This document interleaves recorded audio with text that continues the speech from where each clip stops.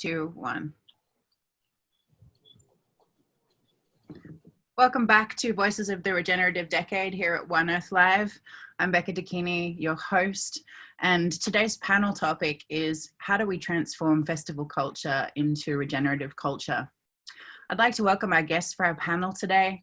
We have John Liu, Stephen Brooks, Jonah Haas, Matt Siegel, Laura Day, and my co-host Christopher Breedlove. So it's great to have you all join us today for Voices of the Regenerative Decade on One Earth Live. Thanks for being with us, guys.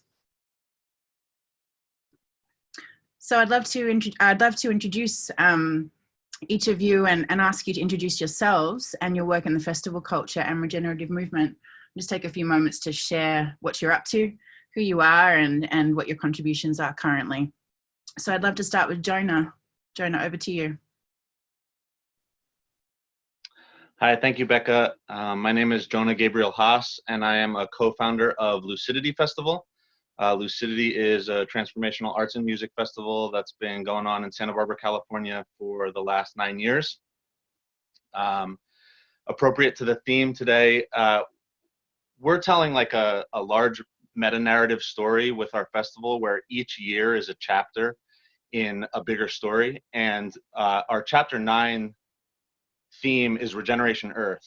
And so, you know, I see myself, I'm the marketing director for Lucidity Festival, and I see myself as a storyteller, weaving a new mythos for this time. And so weaving the narrative threads of regeneration seems very important, since we need to be able to dream it in order to do it. I'm excited for this conversation today. Thanks for inviting me. Thanks, Jonah. Next up, Laura, I'd love you to introduce yourself.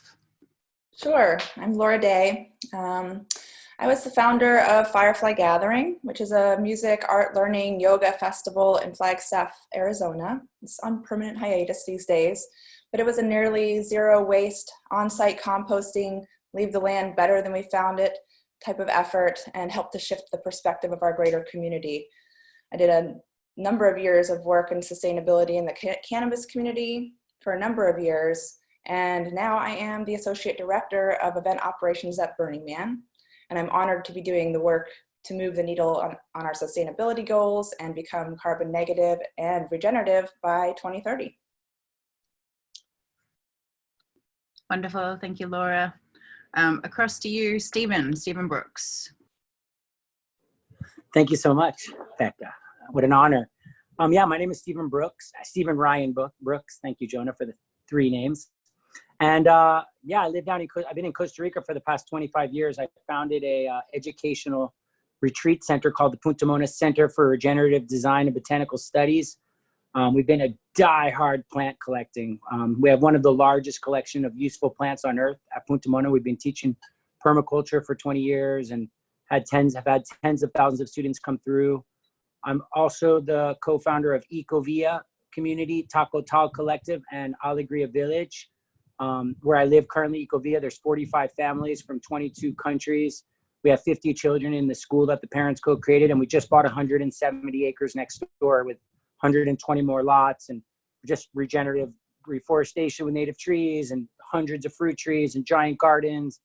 And the kind of evolving into what we're calling 1001. And 1001 is redesigning the earth 1,001 hectares at a time. And it's merging conservation, reforestation, regenerative agriculture, community education, and festival educational space. So I'm also one of the co-founders, along with Matt here, from the Envision Festival, which we just had our 10th year anniversary. And we've done some really, really trying to raise the bar and just making as little waste as possible, and through our education and it's just the local impact. We started we're on a rented property, and we've planted thousands of trees on the property. And it's amazing when you look at Google Earth and you see just the overview, how radically different it is. And I think the key is that we need to live where our food comes from. We need to merge. We need to merge reforestation, agriculture, and community together with very blurred lines. And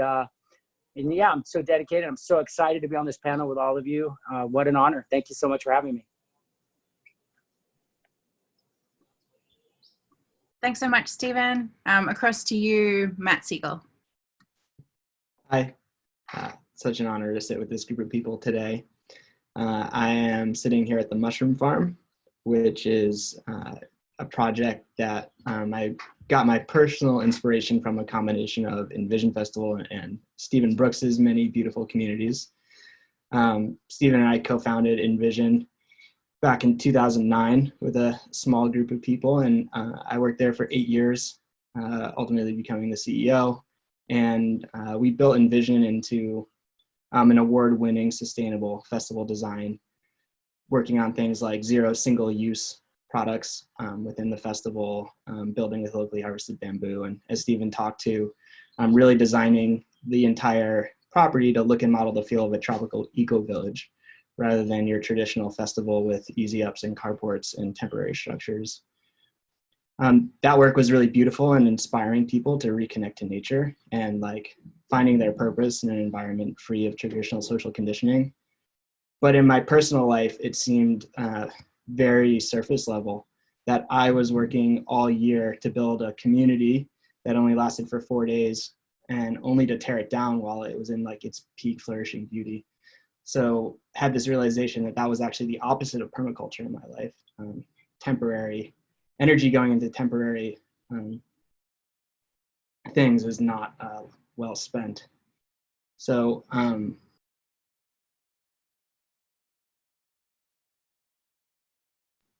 Oh, Matt, you're muted. how long have I been muted? Only a couple of seconds. Okay. So I left Costa Rica and landed here at the Mushroom Farm. It's a 753-acre land project, 1 hour south of San Francisco. And we are revitalizing an old Campbell's Soup mushroom factory, which was a monocrop of white button mushrooms, into what could be the future of regenerative agriculture. And looking at bringing in the infrastructure to become power, water, and food sovereign, and then creating the experiences that are festival-like in nature to inspire others to iterate on this model and bring food, water, and energy resilience into their own lives. Wonderful. Thank you so much, Matt. Across to you, John. Hello. Well, I think I may be the odd man out. I have come to this from ecosystem restoration. I began to study large-scale ecosystem restoration after a long career in journalism back in the 90s, and I documented the rehabilitation of China's List Plateau, which is the cradle of Chinese civilization. Since then, I've been able to go all over the world, and I've seen that in all the cradles of civilization, it's mainly deserts. And we can, using ecological forensics, understand exactly what happened in these places. And we've been working to restore them in many countries of the world. We've seen very positive outcomes. So we have created the ecosystem restoration camps movement. It now has 23 camps in 6 continents, and it's growing very rapidly. There are many, many possibilities for camps, and I hope the Mushroom Farm and Stephen's work and all of the places, and we've talked recently with Christopher and the Burning Man Leadership Council about combining our work together with the festival work. We do have one festival in South Africa, Green Pop, which has been working for about a decade, and it's very successful in motivating a lot of people. So I look forward to having this conversation. I'm honored that you've asked me, and I certainly hope that this will be the start of a beautiful friendship. Wonderful, John. Thank you. We hope so too. Breedlove, across to you, my co-host. Yeah, thanks, Becca. And thanks, everybody. Everyone's already said it, but I think all of you are doing really inspiring work, and it's wonderful to be here with you today. You know, kind of my role these days is I sit as the Director of Civic Activation with the Burning Man Project. And so I really kind of help hold a conversation around communities going out into the world beyond kind of our boundary of where our event goes. And so over the last several years, we've really been experimenting with what it looks like to do things like permaculture action days with the Permaculture Action Network, be working with the indigenous tribes that like the Paiute that live near the Black Rock City event. And we're also starting to have these conversations, like John said, around what could it look like for a regional network of burners, where there are 90 events around the world, to start thinking about ecosystem restoration camps as places where their festivals might be able to be hosted. And so really where my mind is at is I'm interested in what happens when people leave our festival grounds, and kind of like as Matt was saying, I think, you know, like a lot of people get inspiration in these festival grounds. And then what do people go and do? They might go start things like the Mushroom Farm. Wonderful, thank you, Breedlove. And I'm Becca Dakini, executive event producer, been a collaborator with a lot of the events that you've just heard of through these amazing producers, I think pretty much all of them. Also weaving with ecosystem restoration camps currently. As an international kind of project manager, I've very much turned my focus and attention to the regenerative movement over the last few years, really seeing the necessity for shifting, I guess, civilization towards one which is taking responsibility for actually finding our place in the web of life as Earth stewards. The last 20 years being prolifically involved as a collaborator in production of different festivals around the world, I've really seen an underpinning of village building culture and this desire to actually live differently than most of the world does. And I really can see such a clear crossover at this point as to what it means for those that come together in village building culture to start actually creating permanent villages and regenerating the land that they're on, coming together in celebration and to build culture and build community together whilst actually living in stewardship and right relationship to the planet. So I think there is a very exciting moment we're in right now where we can cross-pollinate and start, I guess, moving back towards being communities that are celebrating and regenerating at the same time.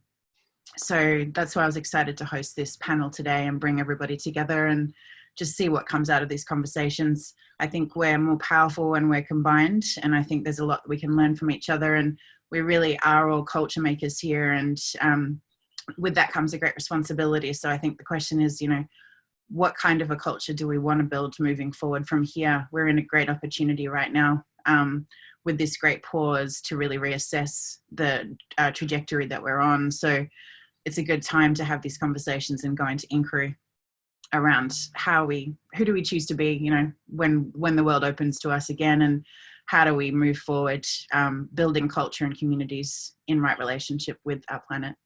So yeah, wonderful to be with you today, and I will hand back over to Breedlove to kick off with our questions for the panel today.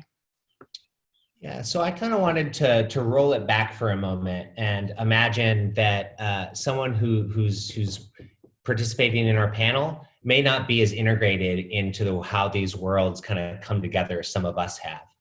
And I'm thinking that kind of from my perspective, festivals traditionally have been viewed as temporary gatherings. And there's been kind of an underlying tension around the consumable nature of festivals versus kind of this regenerative movement. What do you all think about those kind of inherent tensions in traditional festivals and what the regenerative movement means?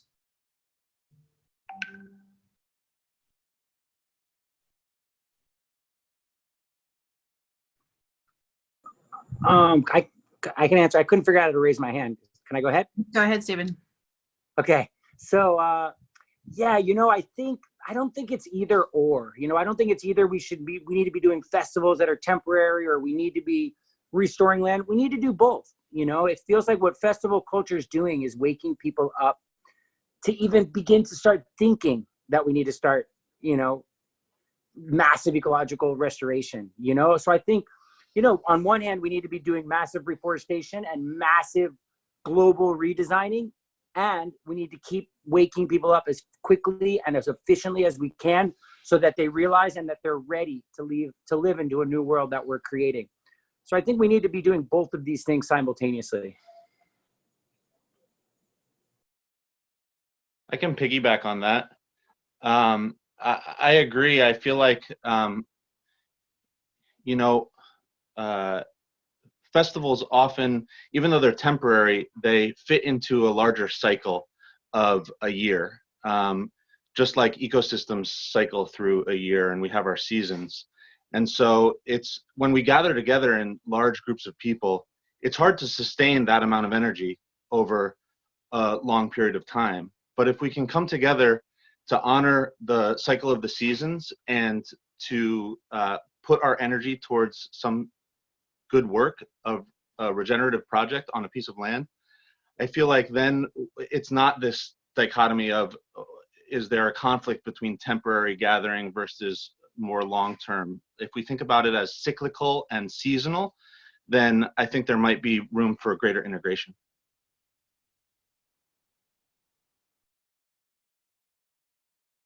Well, may I add something? Go ahead, John. Okay. I think that what we've been talking about in the ecosystem restoration camps movement is that we would like every camp to have the ability to host festivals, maybe mini festivals on the weekends, and then maybe a big one every year, so that people can come and learn what's going on all the time, and that we can also create a kind of a media network that can communicate about what's happening all over the world. We have some very big differences biologically and different biomes. We also have very, very different social and economic potential in different places. And we have some degradation in areas, for instance, the Middle East, North Africa, Sub-Saharan Africa, etc., that are very, very serious for restoration. So we need to come together as a species on a planetary scale. So we're not really just talking about like how do we enjoy ourselves as individuals or how do we work together as a small community. We're really talking about folk and as a meta-organism so that we can ensure that our children and future generations can survive. So I think we have a tremendous opportunity now, but we also have to realize exactly how dangerous this particular moment is. So we're at the turning point in human history and we need to take it very seriously.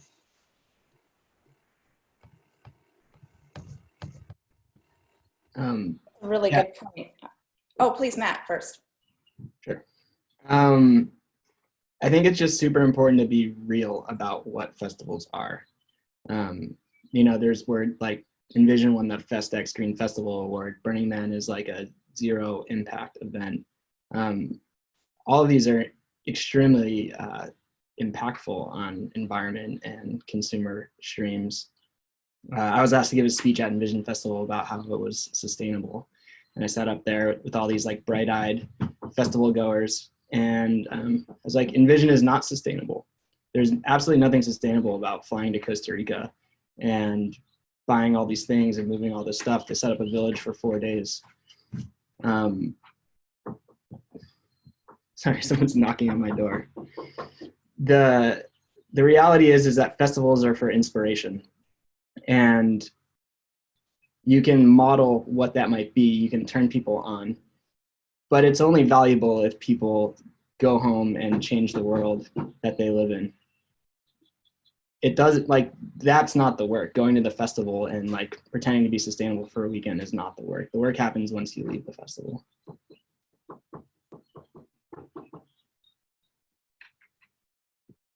Yeah, I'd love to piggyback on what you just said. Thank you for sharing that. It's absolutely true that the work happens after the festival, and the festivals are a great opportunity to practice and learn and become inspired by regenerative practices. And I think a lot of festivals, particularly those represented here, are created by design. I mean, for example, at Firefly, we incorporated research around common elements of sustainable, happy, and healthy societies throughout time and across the globe, which was part of my research in college. And we believed that by experiencing all of these elements in one place, that would connect us to a deeper part of our human nature and how we relate with one another and the natural systems around us, and that would activate parts of ourselves down to our very DNA, essentially practicing intentional epigenetics. So our goal with festival culture is to change lives for the better and inspire positive change, and I feel like it's working. And so, you know, bringing together all of these elements, people become to feel more alive and connected than they have anywhere else. And then they crave more and they want to bring that back into their daily life. It gives us hope and motivation for change.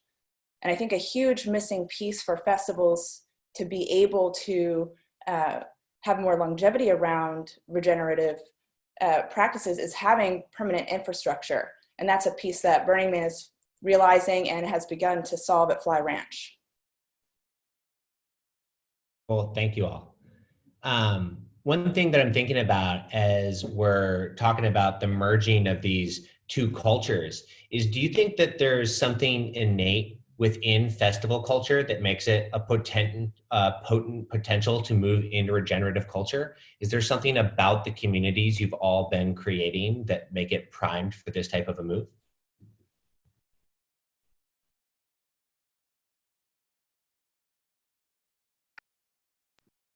Go ahead, Matt. Yeah. It's that like anything is possible and I can be anything environment. So I describe it as like an environment free of traditional social conditioning. Burning Man's the best at it.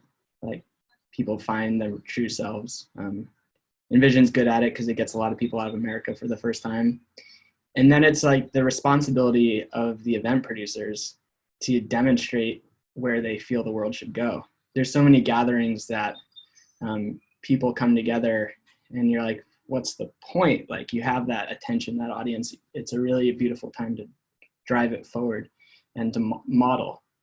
So does gathering inherently drive regenerative culture? Only if it's like the highest value of the event producers. And in some cases with this group, it certainly is. You know, Envision took so much inspiration from the work that Steven's doing in the world. We're like, look how happy the people are. Look how good this feels. You could live with a lot less, but close to your food. And I just took so much like thrill in like learning about that as Envision was coming up. We just kept ingraining it deeper and deeper into our culture that way. So I think it's more about the opportunity than the inherent connection and what you teach when you have people's attention. John, I'll pass it to you. Well, I think that you know, we're required to do much more than we've done in the past and to understand the mistakes of the past. So what I've noticed is that when I started to dream about the creation of camps, I rejected it. I thought that's impossible. But when I started to write about it on social media, then hundreds and thousands and then tens of thousands of people seem to be having this dream. And these dreams seem to be manifesting that humanity doesn't, you know, humanity, it's not inevitable that humanity degrades its habitat. It's possible for us to understand. And it depends on what we understand and what we do. So this is a great opportunity for very large numbers of people to get engaged in doing exactly what needs to be done to ensure that human civilization will survive. So this is not just it is great fun to do, and it's greatly satisfying if you see streams that are ephemeral return to be perennial streams, or springs return, or forests or grasslands or wetlands return. Now we're even working on coral reefs and on mangroves at the edges of the ocean. And there's so much more that's happening, and all of this information needs to be collectively understood, because the kind of dominant cultural paradigm has been suggesting that the meaning of life is to go shopping. And this is clearly not true.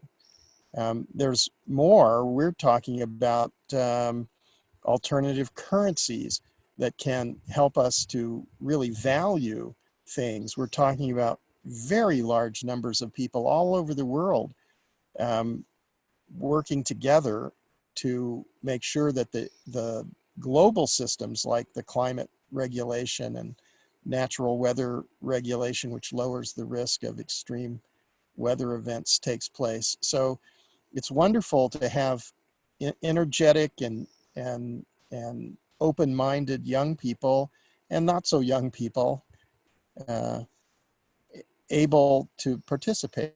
So I'm excited by this possibility. I think that this is a natural collaboration.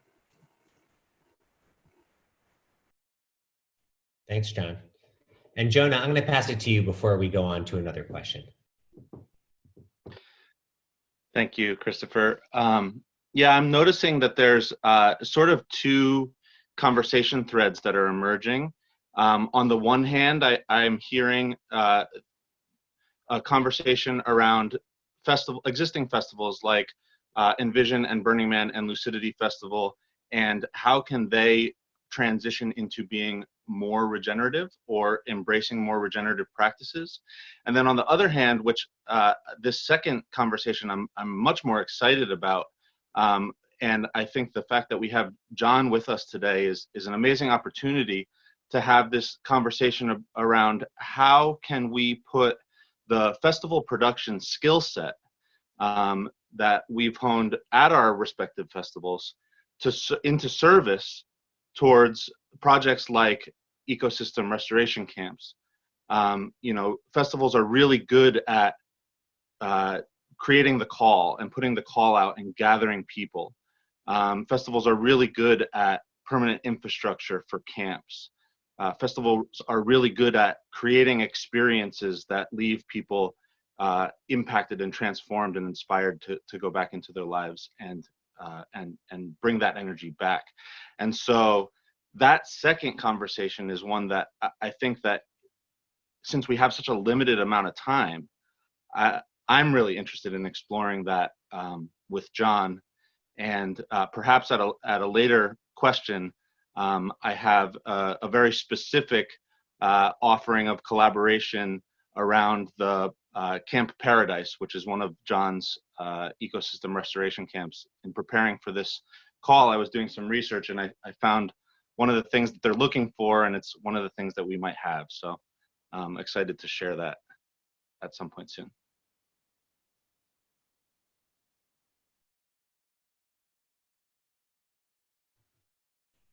Thanks, Jonah.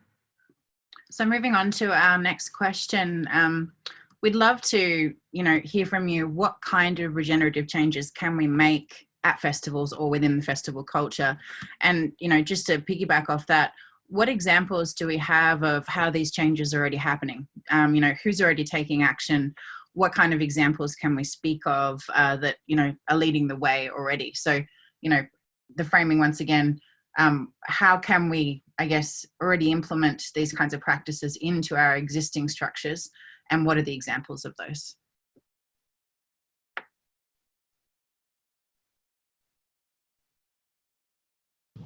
Yeah, I could take it. On one hand, it all feels really small. Like the things that we're doing are great. In festivals have a really big impact. That is real. There's nothing we can do to pretend all the composting, all the minimal waste. It's still a huge impact. In permaculture, we call it transitional ethics. And in transitional ethics, sometimes we spend energy like to go to a festival and travel and fly and use all the gas that it takes. And in the end, the experience is going to have a bigger and a more important benefit for the planet. And I truly feel comfortable in the energy that we're spending to pull off festivals, while I feel like people leave and the impact and the way they change their lives makes it worth it. And on, on that note, sure, at Envision, we have, 0 single-use anything. We have, we compost everything. We have the most unbelievable garbage separation system I've ever seen. Like, I still can't even believe it. We're planting like crazy. We're trying to do cool social programs in the area, but again, that's so minimal on the radical, the 7,000 people that are flying to Costa Rica to come here, all that fuel.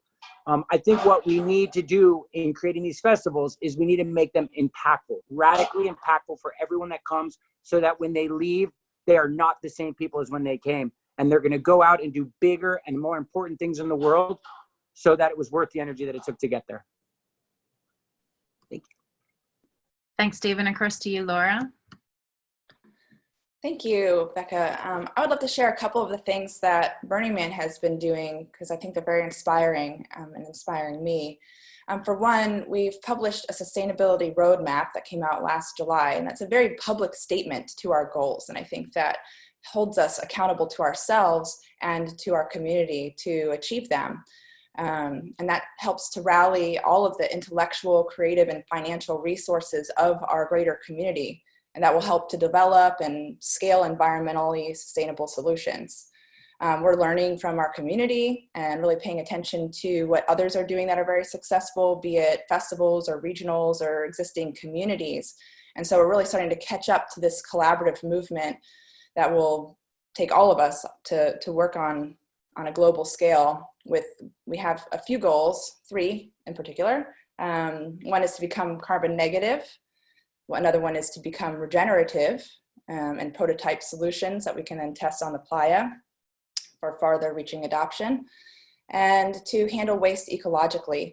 Those are some pretty major goals for Burning Man, if you've been, but we're looking to essentially make it so that it's better for the ecology of Earth for Burning Man to exist than not to exist, which is a huge lift. And then also with the purchase of Fly Ranch, 3,800 acres of beautiful land that has water, hot springs, geysers. It's just an incredible piece of property. This creates a permanent home for a temporary community, and we get to examine what that looks like in this experiment. And so we get to grow this new direction organically and experience more smaller eco-conscious events and workshops, and who knows where that will take us. And one more piece is that we've partnered with the Land Art Generator Initiative, or LOGI, in order to launch a design challenge to help create functional prototypes of regenerative infrastructure. And those will include things like power, water, food, shelter, and regenerative technologies. And so these prototypes can become part of the infrastructure at Fly Ranch to help to create that permanency of regenerative culture that we're after. Wonderful. Thank you so much, Laura. Across to you, John. I would just mention that what I've noticed in my research and in working all over the world is that there's a big difference between biotic and abiotic systems, and that the abiotic systems are usually the ones which people understand better because they're finite. You can put all of the parts into a Excel sheet, and you can make a system, and those are human systems. And what we're really seeing in ecology is that we have massive physical disruptions on a planetary scale to fundamental ecological systems. The water, the soil, oxygen, atmosphere, climate regulation, etc. So one of the most important things for the mass of people who would be interested to join in restoring the earth is to understand exactly what it is that we're trying to do. So when we have functional hydrology, when we have functional soil fertility, when we have biodiversity, we're going to be fine. These are the natural regulation of the climate and the weather and the hydrological cycle, etc. And it's also food security and full employment. It's exactly what we need. So these principles are really well communicated in ecosystem restoration camps. And I think I really appreciate the idea of the infrastructure development, because that's the first step to having functional camps which can help very large number of people to understand what's to be done. So I'm very hopeful by this whole thing. Thanks so much again. Thanks, John. Across to you, Matt. Yeah, I think it's actually a lot of exciting progress has been made, and following ecosystem restorations camps very closely, because without knowing it existed, it feels like we're doing so many similar things here at the farm. Festivals can continue to do better, but in reality, building a temporary city is going to be a lot of bandwidth, to a lot of impact to make up. And something like Fly Ranch is a lot more exciting. And this is like a conversation that I think Becca and Jonah and a few of our best friends started having at an event called Awaken in like 2012. This is where I started having that conversation. I'm sure it existed much longer than that. But how do we bring festival culture and energy towards actually regenerating the land? And in doing so, we can like heal the earth and heal our relationship to how we live with the earth. And also we get to like live in that year round, which is what we're working on doing at the Mushroom Farm. You know, creating that year-round Burning Man culture on a coastal farm only 1 hour away from San Francisco. Like, that sounds pretty exciting. And, you know, if we can hack that, we imagine getting to live it every day. And, but instead of having to go like load up on your resources before you trek out into the desert, having a fields full of vegetables in your front yard and orchards full of fruit and nut trees on the top of the hill. So really, like, how can we design our lives to be it, like be that thing that we look forward to all year, but every day? And simultaneously in doing so, like, be living in full integrity with our environment and local ecosystems. Wonderful, thank you, Matt. Across to you, Jonah. Yeah, I think the contribution that I'd like to make around this part of the conversation is really about the very different challenges that we face as producers or as organizations, depending on what type of relationship we have with the land. When we own the land outright, there's a lot more flexibility and fluidity with the types of projects we can do. Lucidity Festival just rents Live Oak Campground from the county of Santa Barbara, who is actually leasing it from the federal government. And so there's a ton of municipal bureaucracy that we need to wade through when we want to do any sort of give back to the land or regenerative project. And so it's been really important that we have committed ourselves to that property and developed the long-term temporal relationships with the local municipalities and the county to be able to build trust to get to a point where they're okay with us doing anything. And so that's one of the things that I want to stress for any festival producers out here that are looking to create a long-term plan towards being more sustainable or more regenerative, is committing to a piece of land for long-term. Because when I see festivals venue hopping, it's much harder to have a good relationship with that piece of land.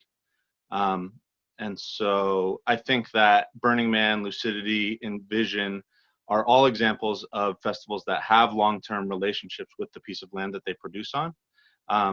And so there are others out there that jump around, and I think that they have much greater challenges to face in terms of embracing regenerative practices. Thanks, Jonah. Before we jump to our next question, I just want to respond that I am aware of a couple of organizations and festivals that are actively regenerating the land that they're on around the world, such as Green Pop, which John mentioned, but also Regen Festival, which is in Australia, which has been going for many years, which is completely focused on tree planting. And I was actually a co-founder of Transplant, which doesn't exist anymore, but was basically outdoor festivals that were all focused on tree planting. And I'm hoping that we can see more of these initiatives where we're having festivals where we're actually doing plants, where we're actually regenerating the land we're on, whether we're cleaning it up or planting new forests, but to leave something, to leave a legacy behind on these properties, if they are temporary sites, would be very beneficial. And it's great to see more festivals and organizations taking this work on. So yeah, I hand back over to Breedlove. Thanks for the reminder that there's a lot of people in this space, and it's also a global movement, Becca. I think that's important. To I think kind of maybe start to round us off, to step into maybe some future visioning.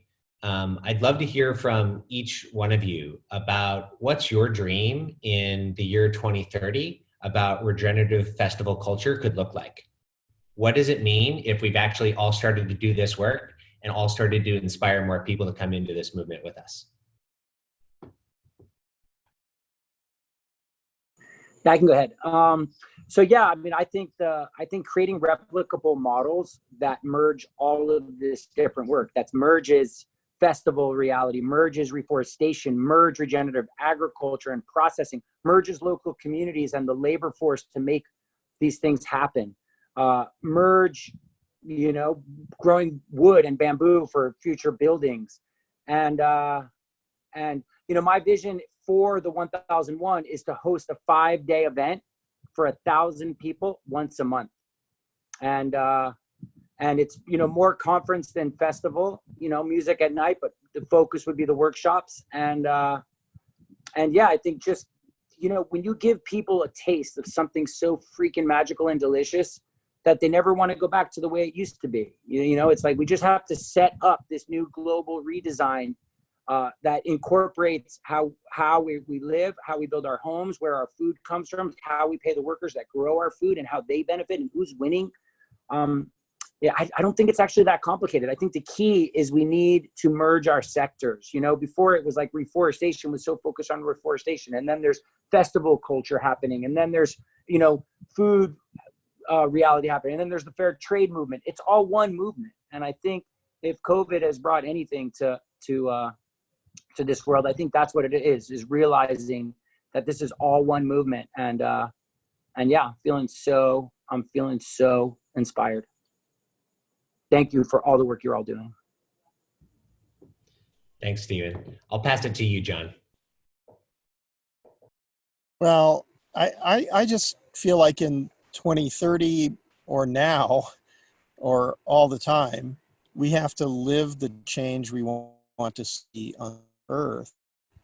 So we basically know what we need to do. And I think a lot of people are starting to focus on this, but it has to be the central intention of human civilization to restore the Earth. If we don't do that, then I think future generations are seriously at risk. And, we see that what we understand and what we do has meaning, and it gives our lives purpose. And it's exactly what is needed for not only humanity, but for other species which are dependent on what we understand and what we do now too. So I think we need to choose life and choose love instead of this darkness, this materialism, the nihilism that's crept in and made the society a little bit hairy. So, we need to be joyous and maintain that, and not fall prey to the kind of unhappiness that's surrounding us now. So living the dream is what we need to do. Thank you.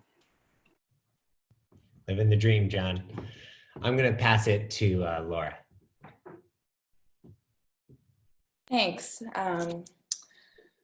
I suppose right now at this moment, I'm dreaming about all of the beautiful big brains and problem solving skills that we all share, and funding support, and directing it towards the most important problem in the history of our species. I see individual communities beginning to organize themselves and creating the map and prototyping templates that can be emulated and encouraged over time. And I think that it's hard to project, and I left my crystal ball at, downstairs, so I can't really look and see what 2030 is going to look like, but I am starting to see these templates and ideas coming through, and it's super inspiring to see networks beginning to decentralize and reorganize in a way that that localizes our production and consumption and caring about one another in a more communal way, in a more cooperative way, and expanding our global informational infrastructure at the same time. So it's like localizing at the same time as globalizing, and recognizing that both of those elements are important and leveraging both at the same time. And it's a weird time in history where everything kind of has to happen all at once, all at the same time. And so diversifying our strengths and skills, I see this happening more and more, and these conversations that were happening here are absolutely part of the solution. I think a main focus of this movement is understanding the psychology of change, because we have all of the science, we have all the information, but we don't really see the action, and that seems to be one of the greatest hurdles. We have solutions, we're just not implementing them just yet. So I like to think about it as an ecological assimilation of our culture, and starting to really spread these values and understanding that the solutions are there, and really generate the support to start to implement those. And recognizing that, we're the ultimate influencers, ironic, but we are the ones we've been waiting for, and, we can do this. And we're iterating, and there's something new every year. That's one of the beautiful things about festival culture, is we get to redesign and re-implement every single year. We get to improve. And we know that the best solution, the best way, has not yet been created.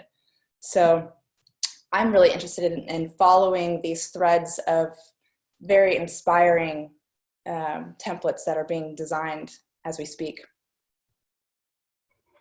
Snaps to the best is yet to come. I really like that. Matt, I'm going to pass it to you. I believe that festival culture, particularly that was designed to be the most inspirational, needs to shift from temporary city building to regenerative village creation. And this is my dream behind us, and it's very inspired by a lot of these festivals that we've been talking about today.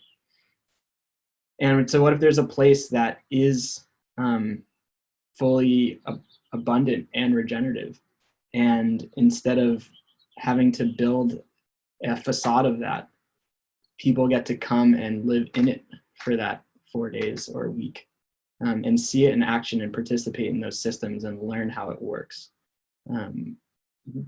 Think about how deeper the inspiration can be when there's a working model that you can touch and feel and interact with, and see all the opportunities you have to take that home and iterate on it. And so we've developed a model that does work in that fashion here at the Mushroom Farm. And it's not in San Francisco or Silicon Valley by accident. We're here instead of a doomsday bunker in New Zealand or the BC mountains, because in this bioregion, within an hour of here, we have the people creating the technology the rest of the world is interfacing with. I believe they're the most influential populations of humans on the planet. And I believe they're the most nature disconnected as well, very technology addicted.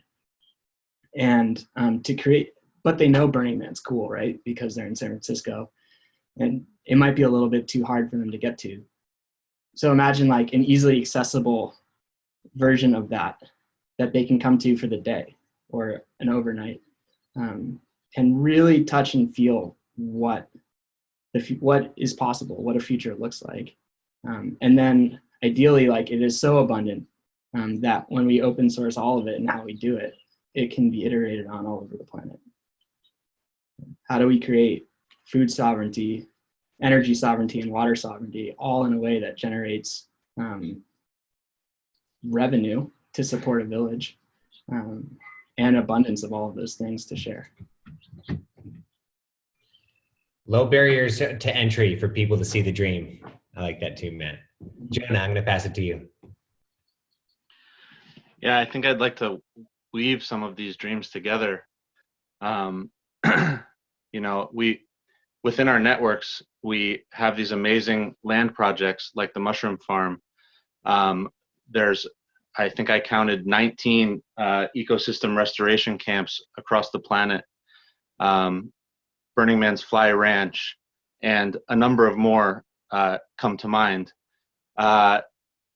Festivals have the skill sets to create temporary gathering zones that leave people with like very big heart impact. And so building off of Stephen's dream of a monthly gathering of 1,000 people, I could imagine international collaboration of producers and land nodes where we mastermind a tour that produces 1,000-person gathering on a different activated land node once a month that tours the planet. And, you know, we call it Regenerate the Planet. And it brings energy to each of these land nodes. And it will be up to the people who are holding down those land nodes to figure out what is the project that we have that we can employ the minds and hearts and hands of 1,000 people over 5 days. And how can we create the biggest positive regenerative impact with that energy in that amount of time?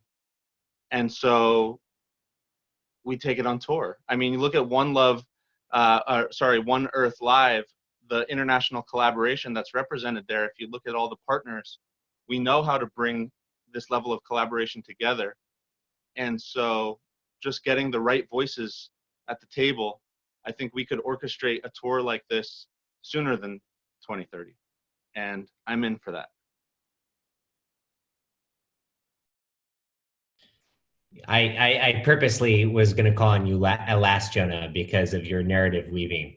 So I appreciate you building that vision. You know, I want to say I love the vision that all of you put out there. And I feel like so much of it overlaps with what I feel is just like resonant in me. And, you know, just for me as a reflection real quick too, I think that part of this regenerative conversation in my mind is about what it means for us all to become land stewards. And I know that for me as well, when I kind of project my future into 2030, I imagine a culture that we've all been able to build together where we are really stewarding this land. And part of the healing that also happens is that we start to create better and better connections with the original land stewards and the indigenous people who walked this land before us.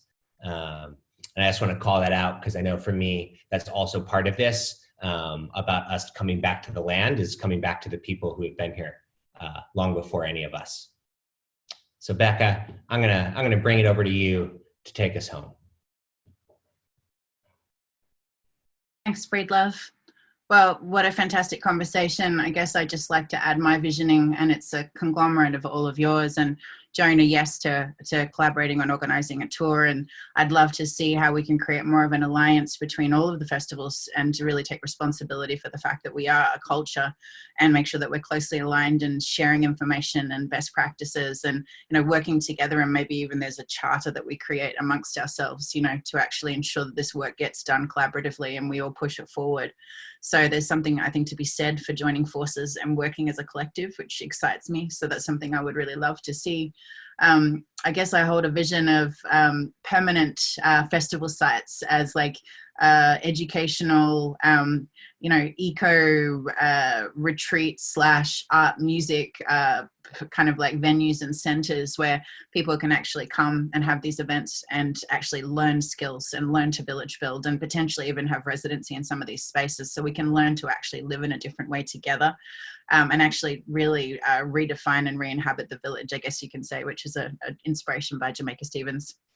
But yeah, these greater visions like you have, Matt, you know, of what is it to build together and live together and be in village, which is why I think we all love festivals so much, but also celebrate our existence and learn to live in harmony with the planet. So I'm hoping to see a network dotted around the world of these centers and permanent locations where we can actually continue to build our culture.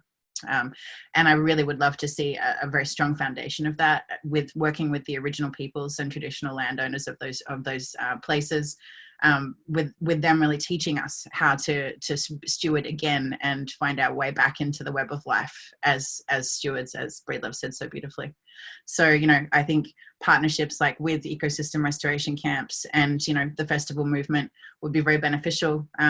You know, working with the best who know how to implement these regenerative practices would be extremely powerful. So I think, you know, let's weave together, let's become a super network and ecosystem that combines forces and works to regenerate our beautiful planet together. And also create healthy communities for ourselves, because we need it and we need each other. And I consider you all part of my community. So thank you for joining me in this conversation today. So yeah, I'll wrap out because we've run out of time now, but I so appreciate each of you for being a part of the conversation here on One Earth Live. Any final couple of words you'd like to add before we close out? I'll just open the space up for any extra additions.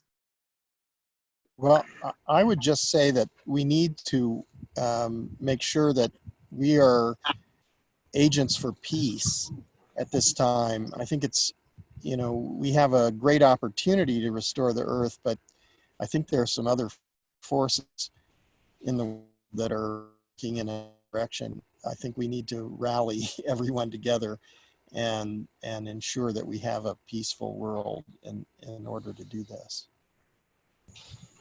Yes, John. Yes, John.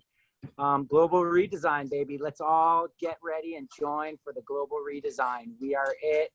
This is the time. It feels like the whole world is ready. So let's all dream big and put on our scuba gear because we're going deep. To quote a mutual friend of ours, John, Tim and Allison Sexauer, our goal is regeneration through celebration. Yes to that. Any other final comments? No? Okay, it's a wrap. I just want to appreciate you, Becca, for bringing such a wonderful group together. The reality is that no matter like how powerful our groups are, Burning Man, Envision, ecosystem restoration camps, none of us can do this alone. And I see you and a lot of the people that we're working with as leaders unifying all the people doing this work. Because even as it grows, we're such a minority in the world. And the more that we can collaborate and share resources, that's the best pathway to success. Yeah, agreed. Thanks, Matt. Well, happy to be in service. And, you know, as I said, I love you all and I love the work that everybody's doing. And I think the more that we work together, the more powerful we'll be. So, yeah, it's what the planet needs right now. Any final words, Breedlove? You know, I would just say one reflection I've got in this moment is that, you know, in the current moment of COVID, everything's in chaos. And I tend to find my friends who have been in the production world suddenly are surfing in a culture that they've been used to this entire time. And in a lack of large leadership with solutions, all of a sudden duct tape and grit is what's gonna solve it. And so I'm just seeing our cultures and our communities really step up in this moment. And I believe we're gonna continue to step up. So thanks all for being here. Wonderful. Well, I'm going to wrap out. Thanks again for being with us, everybody. It's been an absolute honor and pleasure. And I hope this is the beginning of many conversations and collaborations. I'm Becca Dakini, your host here at Voices of the Regenerative Decade. Thanks for joining us at One Earth Live, and thanks to all our amazing panelists today.